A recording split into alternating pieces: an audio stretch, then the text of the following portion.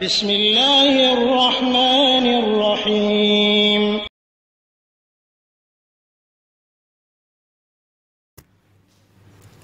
إن الحمد لله نحمده ونستعينه ونستغفره ونعوذ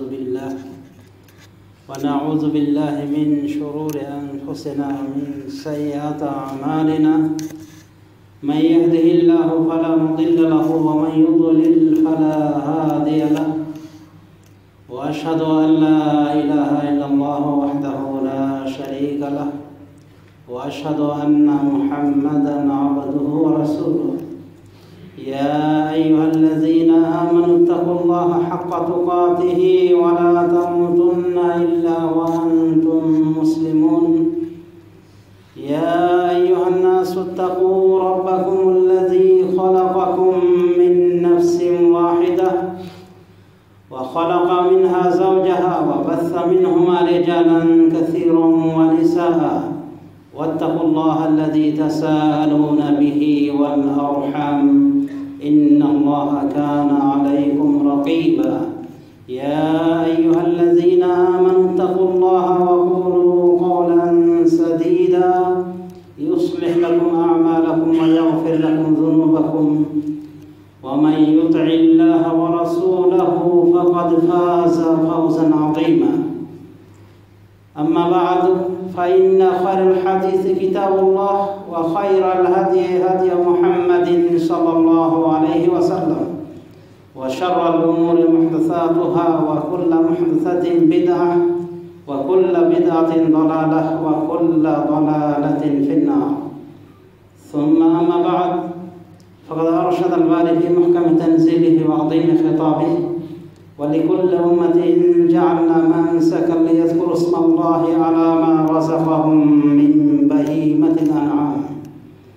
وقال تعالى أيضا لن ينال الله لحومها ولا دماؤها ولكن يناله التقوى منكم. وقال عليه الصلاة والسلام فيما رواه ابن ماجه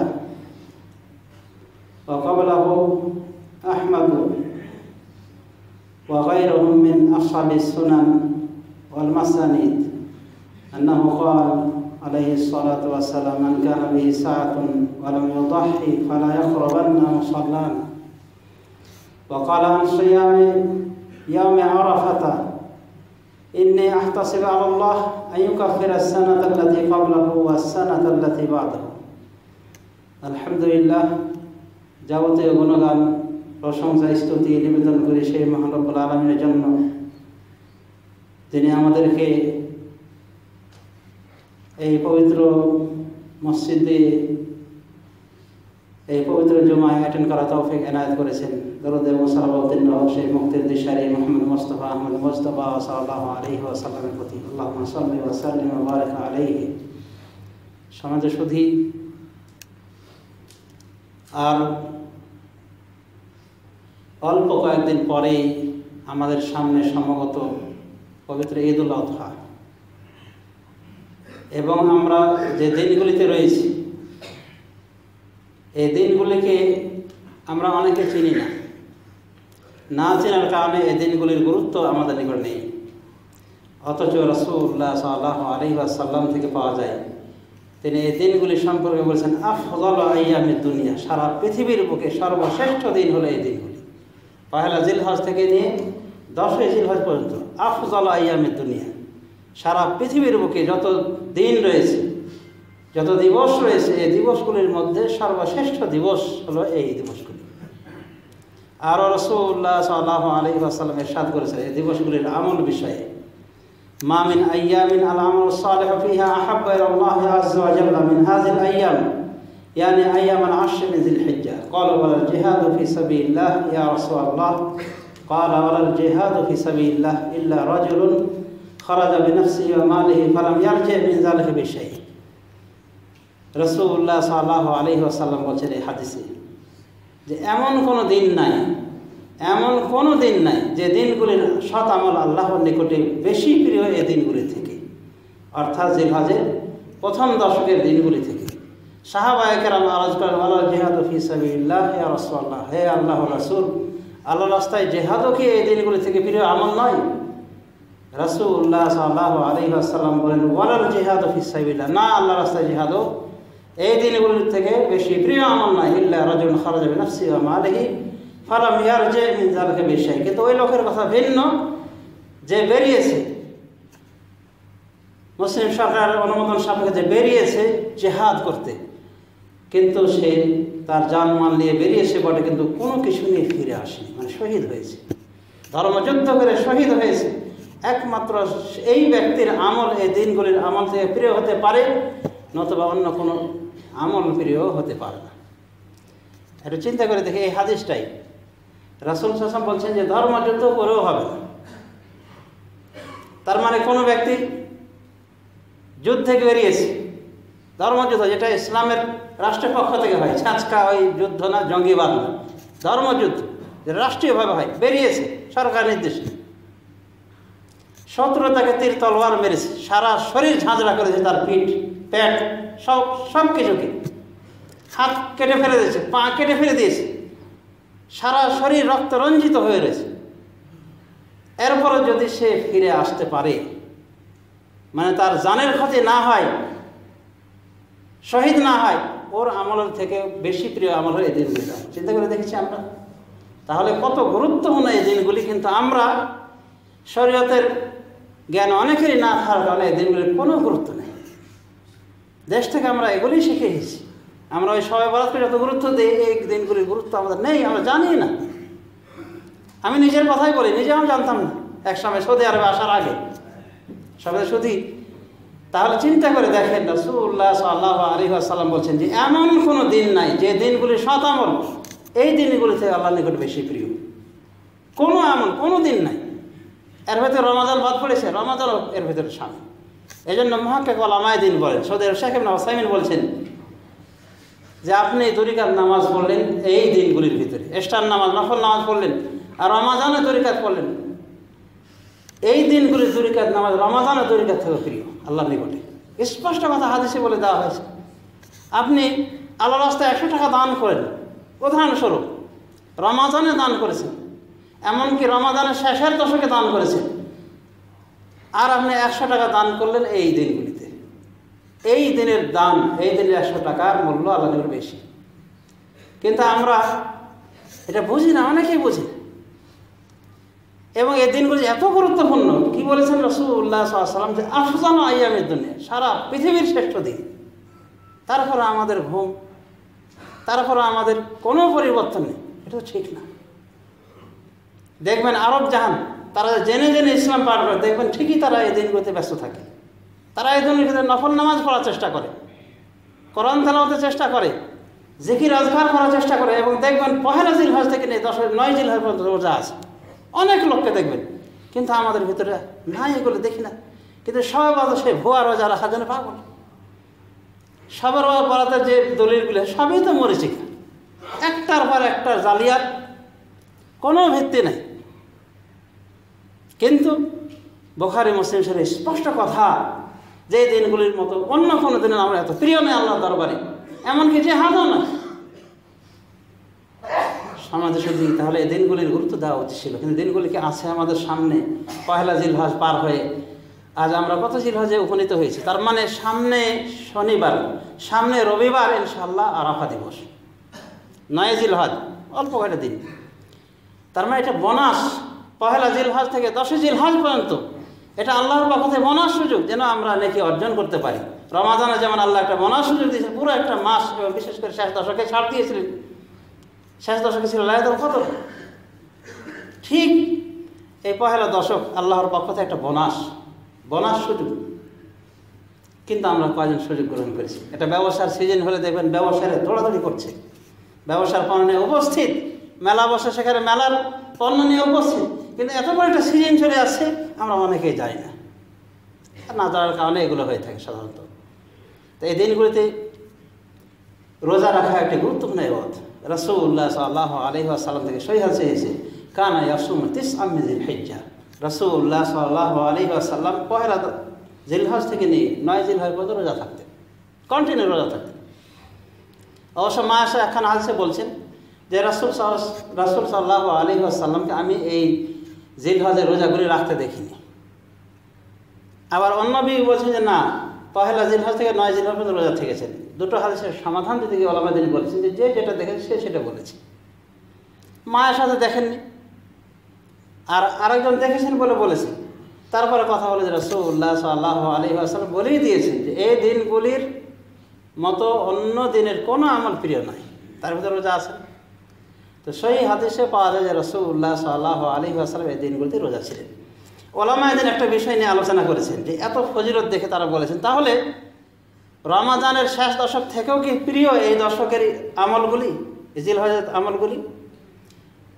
হাদিস কিন্তু বাস্তবে এটাই প্রমাণ যে হ্যাঁ আসলেই প্রিয়, কারণ বুখারী মুসলিমের আছে, কোনো কথা নেই। শাইখুল ইসলাম ইবনে তাইমিয়া রাহমাতুল্লাহি আলাইহি বিষয়টা একটু ব্যাখ্যা করে বলেছেন। তিনি বলছেন যে আল্লাহর নিকটে রমাদানের শেষ দশকের রাত বেশি প্রিয়,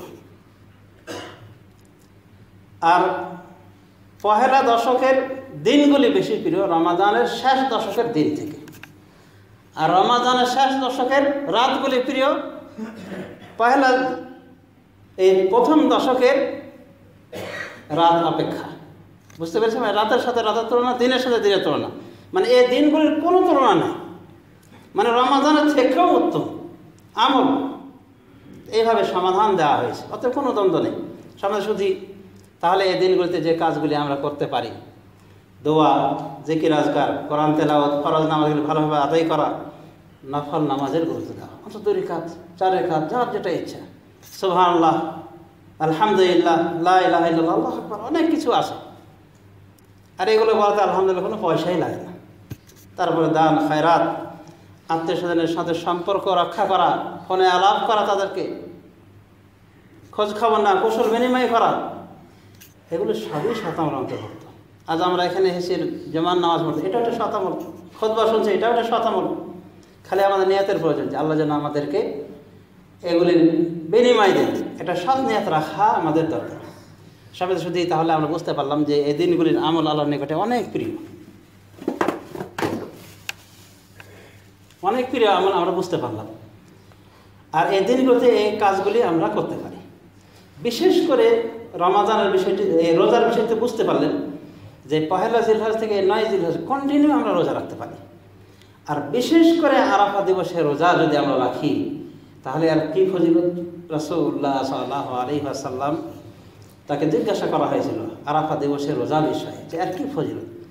তিনি বলেছেন ইন্নী আহতাসিবু আল্লাহ আইয়ুকাফিরা সানাতাল্লাতী ক্বাবলাহু ওয়াস সানাতাল্লাতী বা'দাহু, আমি আল্লাহর নিকটে আশাবাদী যে তিনি এই আরাফা রোজার বিনিময়ে পিছনের 1 বছর এবং সামনে বছরের 1 বছরের গুনাহের কাফারা করে দেবেন। সুবহানাল্লাহ। হাদিস সহিহ মুসলিমের 1162 নম্বর হাদিস। তো সহিহ হাদিস থেকে আমরা প্রমাণ পেয়ে গেলাম যে 2 বছরের গুনাহের কাফারা শুধুমাত্র একটা দিন। এই একটা দিনও কি আমরা পারবো না? অবশ্যই পারবো, খালি আমাদের সৎ সাহস দরকার। এই পেটটা কিন্তু সর্বপ্রথম কবরে যাওয়ার পর শেষ হয়ে যাবে, পচে শেষ। কিন্তু এই পেটটাই আমাদের অনেক সময় দেখা যায় যে জাহান্নামের কারণ হয়। কীভাবে কারণ হয়? এই পেটে এই উদরে দিতে গিয়ে হালাল হারাম তোয়াক্কা না করে পেটে ভরে দেওয়া হলো, জাহান্নামে নিয়ে চলে যাচ্ছে। তো এই পেটটাকে যদি আমরা একটা দিন খোদাই রাখি আল্লাহর ওয়াস্তে, আর সেটা হলো আরাফা দিবস, 1 বছরের আগের 1 বছরের পরে গুনাহের কাফারা হয়েছে। আলহামদুলিল্লাহ, এই সুযোগ ইনশাআল্লাহ আমরা নেওয়ার চেষ্টা করতে পারি। সামনে শুধু এই আরাফা দিবসের পরে পরে যে দিবসটি আসছে কোরবানি দিবস, এই কোরবানি দিবসটি অত্যন্ত গুরুত্বপূর্ণ কাজ। হাজিদের জন্য এই 2টি দিন অত্যন্ত গুরুত্বপূর্ণ। রাসূলুল্লাহ সাল্লাল্লাহু আলাইহি ওয়াসাল্লাম বলেন আল হজ্জ আরাফা, আরাফাটাই হলো হজ। তার মানে যে আরাফা পায়নি তার হজ আর হলো না। তিরমিজি শরীফের হাদিস। তাহলে আরাফা দিবস কত গুরুত্বপূর্ণ দিবস। সহিহ হাদিসে রয়েছে এই দিবসে যখন হাজি সাহেবরা আসে মক্কায়, আরাফার মাঠে যখন আসে সমবেত হয় এবং সকলেই বলছে লাব্বাইক আল্লাহুম্মা লাব্বাইক লাব্বাইক লা শারীকা লাক লাব্বাইক ইন্নাল হামদা ওয়ান নি'মাতা লাক ওয়াল মুলক লা শারীকা লাক, এভাবে যখন আকাশ বাতাস মুখরিত করে তোলে তখন আল্লাহ রাব্বুল আলামিন এত খুশি হন। ফেরেশতাদেরকে দেখান, ফেরেশতাদেরকে দেখে বলেন মা আরাদা হাউলাই, বলো তো এরা কী চেয়েছে। মানে বহুদিন আগের দেখে ইঙ্গিত। যখন মানুষ সৃষ্টি করতে চেয়েছেন আদম আলাইহিস সালামকে, তখন ফেরেশতারা কী বলেছিলেন? ভেটে দিতে চেয়েছিলেন। বলেছিলেন আল্লাহ সৃষ্টি করেন এমন একটা প্রজন্ম যারা কী করবে, ফিতনা ফাসাদ করবে, রক্তপাত করবে। আমরাই তো আপনার তসবিহ যখন করছি, বহুত মানা করছি, তখন আল্লাহ বলেছিলেন যে আমি যা জানি তোমরা তা জানো না। তা আল্লাহ ওই দিকে ইঙ্গিত করে বলেন, মা আরাদা হাওলা, এরা কি চেয়েছে? এরা কি রক্তপাত করার জন্য এখানে এসে? সমাজ শুধু আরাফা দিবসে আল্লাহ রাব্বুল আলামিন ব্যাপক ক্ষমা ঘোষণা করেন। এরপরে যে ক্ষমা পায় না তার কপাল পোড়া, আর সে হলো মুশরিক মার্কা লোক, মানে আল্লাহকেও ডাকে, বাবাকেও ডাকে। ওর যে কত মাবুদ সে নিজে বলতে পারে না। এই জাতীয় মুশরিক মার্কা লোক, এরকম কিছু লোক বাদ দিয়ে আল্লাহ রাব্বুল আলামিন সাধারণ ক্ষমা ঘোষণা করে দেন। এরপর যারা মুশরিক শিরকি কাজ করে তারাও যদি আল্লাহকে মাপ চায়, আল্লাহ ভুল করেছি, মাফ করে দেয়, মাফ করে দেবেন। সমাজ শুধু তাহলে আরাফা দিবসের ফজিলত আমরা বুঝতে পারলাম। আরাফার পরে যেটা দিন, এখানে দেখবে যে হাজিদের মোটা মোটা কাজগুলি হয়ে যায়।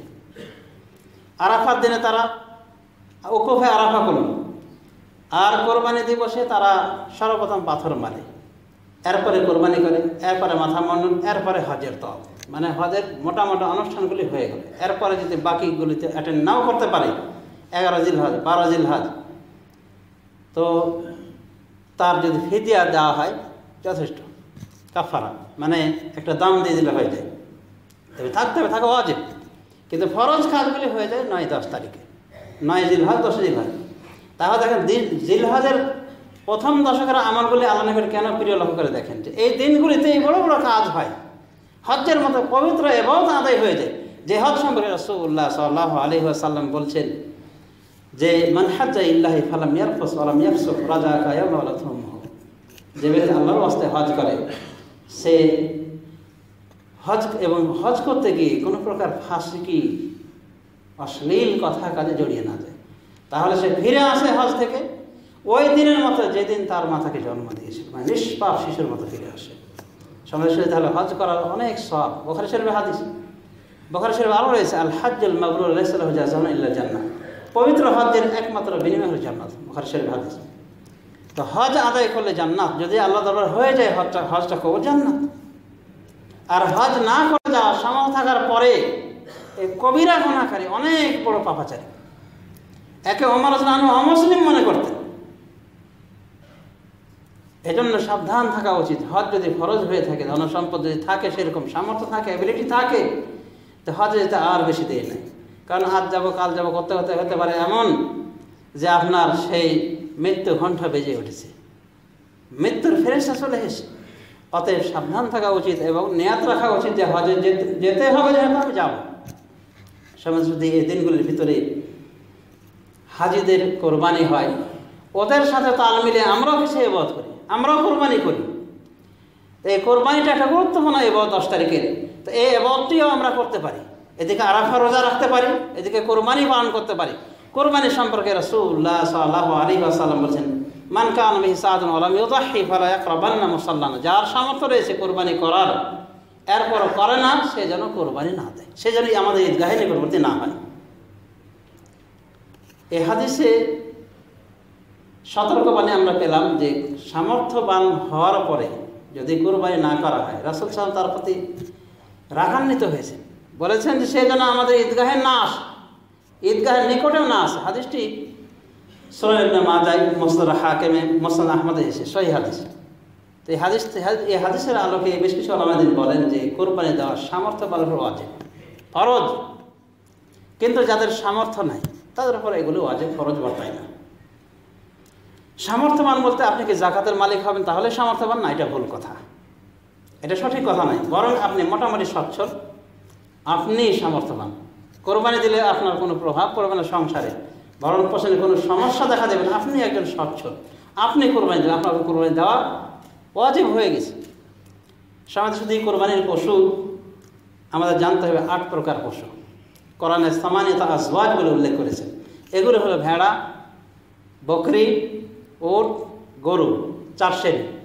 এগুলি নর্মাদি মিলালে 8 শ্রেণী হয়ে যায়। এই 8 শ্রেণীর কথা আল্লাহ কোরআনে বলেছেন। এর বাইরে যে সমস্ত প্রাণী রয়েছে এগুলোতে ইখতিলাফ রয়েছে। যেমন হরিণ চলবে কিনা ইখতিলাফ, নীলগাই চলবে কিনা ইখতিলাফ, মহিষের বিষয়টাও বেশ কিছু ওলামাদের ইখতিলাফের ভিতর নিয়েছেন। কারণ তারা বলেন যে বাকার কথাটা আল্লাহ বলছে, কোরআনে বাকার বলছে বা বাকারা বলছে বা সূরা বাকারা এসেছে। আর এর শব্দ হলো জামুস। তো জামুস মানে মহিষ আর বাঁকা দুটো এক না। তো এই হিসাবে বেশ কিছু ওলামায়ে দ্বীন ভেটো দিয়ে তারা বলেন যে না, মহিষ দিয়ে কোরবানি দিলে মুশকিল আছে। তার মানেই হলো আপনি যদি গরু দিয়ে কোরবানি দেন কোনো সন্দেহ নেই, কিন্তু অনেক সময় দেখা যায় গোস্ত খাওয়ার চিন্তাটা আগে থাকে, এই জন্যে বলে যে আপনি বাড়িতে ডায়াবেটিস এসে করি, তাহলে গরু দিয়ে দিই না, গরুর প্রতি মহিষ দিই। তা একটু চিন্তা ভাবনা করবেন। আমি বলছি না যে হবে না, অধিকাংশ ওলামায়ে দ্বীন বলছেন হবে, তবে কিছু ওলামায়ে দ্বীন ভেটো দিয়েছে এবং বলেছেন যে আসলে এই জামুস শব্দটা কোরআনও আসেন, হাদিসও আসেন, কেয়াস করে বলা হয়েছে যে একটু দেখতে গরুর মতো, তাই গরুর বিধান পাবে। তো যাই হোক, এই পশুগুলির বয়স সম্পর্কে আমাদের জানতে হবে। রাসূলুল্লাহ সাল্লাল্লাহু আলাইহি ওয়াসাল্লাম বলেছেন, লা তাযবাহু ইল্লা মুসিন্না, তোমরা নতুন দাঁত ওঠা পানি ছাড়া কোরবানি করবে না। মানে নতুন দাঁত, দুধের দাঁত ভেঙে নতুন দাঁত যতক্ষণ না উঠবে এইরকম পশু কোরবানি করবে না। ইল্লা ইয়াসরা আলাইকুম, কিন্তু কষ্টকর যদি হয়, ফাতাযবাহু জাযাআতাম মিনাদ দান, তাহলে 6 মাস পূর্ণকারী একটা ভেড়া জবাই করতে পারো। তো এ থেকে আমরা বুঝতে পারলাম যে পশুগুলির নতুন দাঁত ওঠা শর্ত, না হলে কোরবানি হবে না।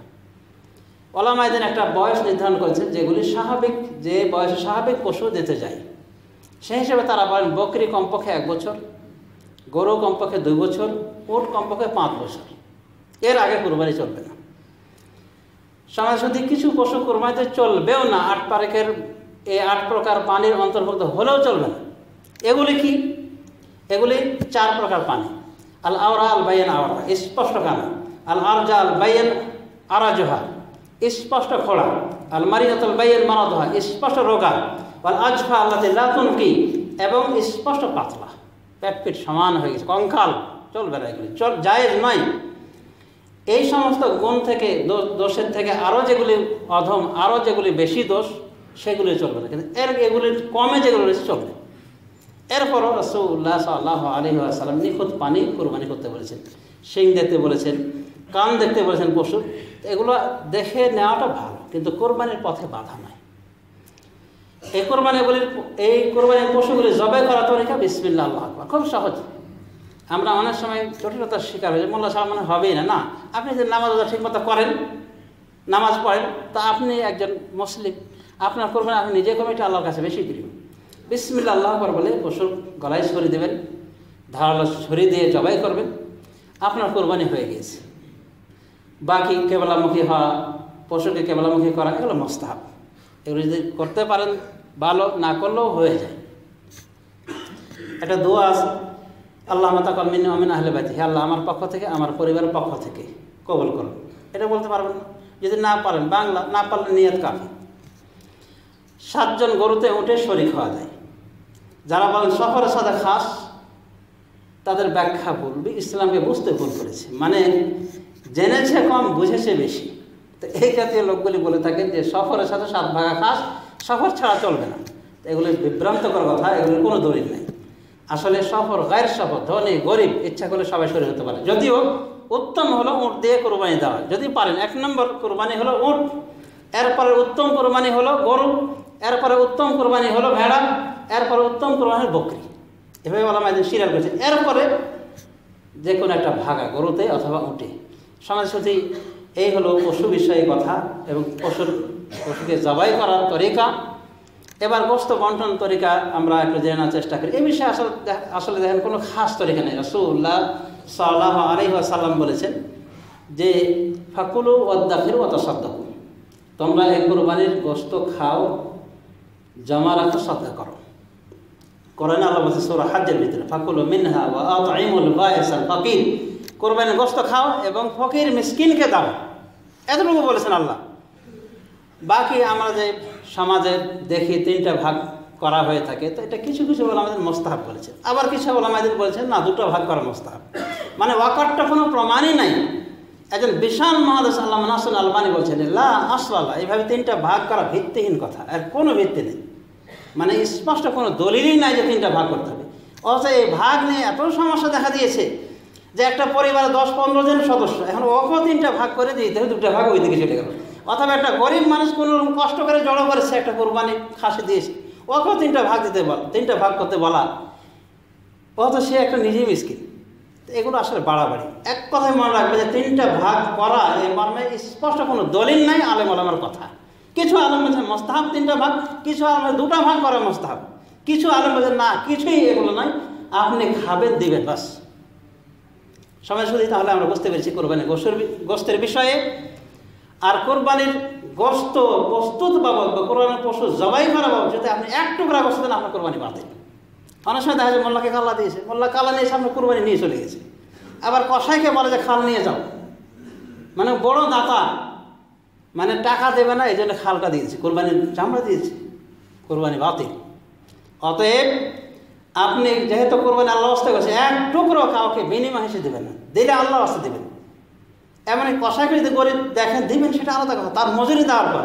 মোল্লাকে যদি আপনি দেন তার কোরবানি করার বাবদ, তো মোল্লাকে ওই কাল্লা হয়ে দিয়েন না, আপনি তার কিছু পয়সায় বুঝিয়ে দেন, এরপরে যদি আপনি তাকে হাত দেখান সেটা আলাদা কথা। কিন্তু এখানে বোঝাবুঝির ভুল রয়েছে। সমাজ শুধু আশা করি আমরা বুঝতে পেরেছি কোরবানির বিষয়ে।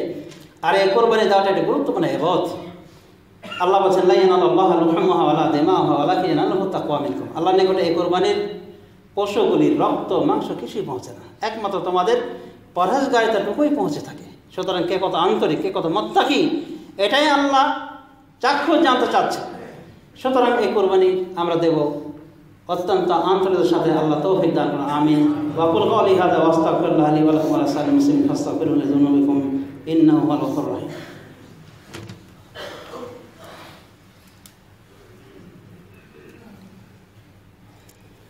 আলহামদুলিল্লাহ রাব্বিল আলামিন, সাল্লাল্লাহু আলা নবিয়িনা মুহাম্মদ ওয়া আলা আলিহি ওয়া সাহবিহি আজমাইন। সমাজ শুধু তাহলে আমরা কোরবানির বিষয়ে জানতে পারলাম। আর কোরবানির করার দিন হলো কোরবানির দিন 10 তারিখ, এরপরে 11, 12, এমনকি 13 জিলহজ পর্যন্ত কোরবানি করা যায়। অর্থাৎ হাজিরা যতদিন হজের মাঠ মিনায় অবস্থান করে ততদিন কোরবানি করা বৈধ, তার জন্য বৈধ, আমার জন্য বৈধ।